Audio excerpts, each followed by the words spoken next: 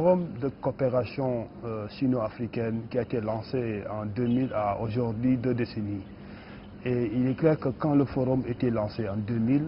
certains étaient très amusés par rapport en fait à ce nouveau cadre de partenariat qui a été mis en place par la République populaire de Chine pour essayer de mettre beaucoup plus en adéquation sa politique africaine et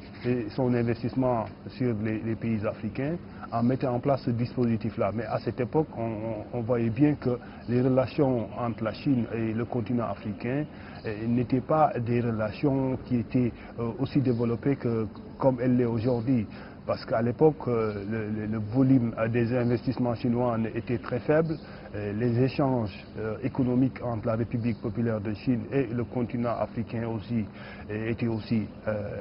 très faibles. Donc, à l'époque, quand le FOCAC était lancé, certains étaient amusés par rapport en fait au lancement de ce cadre de coopération-là. Et si on regarde bien à l'époque aussi, les chefs d'État et de gouvernement qui étaient présents au lancement du premier forum n'étaient pas assez nombreux. Aujourd'hui, 2 décennies après, on se rend compte que le FOCAC a gagné en dynamisme parce que cela a permis aujourd'hui de permettre à la Chine d'être le premier partenaire commercial du continent africain, mais aussi de faire de la Chine aussi un des investisseurs en puissance sur le continent africain, accompagné par les firmes multinationales chinoises et les petites et moyennes entreprises chinoises qui aujourd'hui sont un peu partout présentes sur le continent africain, créant des millions d'emplois, mais aussi des revenus pour les chefs d'entreprise. Donc pour dire qu'aujourd'hui, à l'heure du bilan, il est clair que le FOCAC a été un instrument qui a servi de cadrage dans la coopération sino-africaine, mais au-delà de ce cadrage-là, le FOCAC a été un accélérateur en puissance des relations entre la Chine et le continent africain. Quand vous regardez bien le FOCAC, il y a d'abord les instruments politiques, mais aussi les instruments financiers. Et les instruments financiers, c'est 2 grandes banques qui ont été à la base donc, du financement de l'investissement chinois sur le continent, à savoir Exim Bank of China et China Development Bank. Si vous regardez bien en fait la dimension financière, vous allez vous rendre compte qu'aujourd'hui, des routes, des barrages, mais aussi des lignes de chemin de fer, sans oublier les zones économiques spéciales qui sont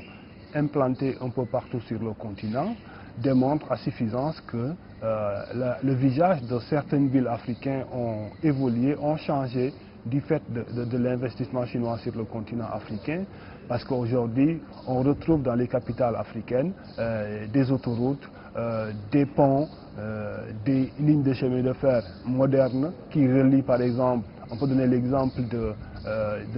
Djibouti et d'Éthiopie, sans oublier aussi la ligne de chemin de fer de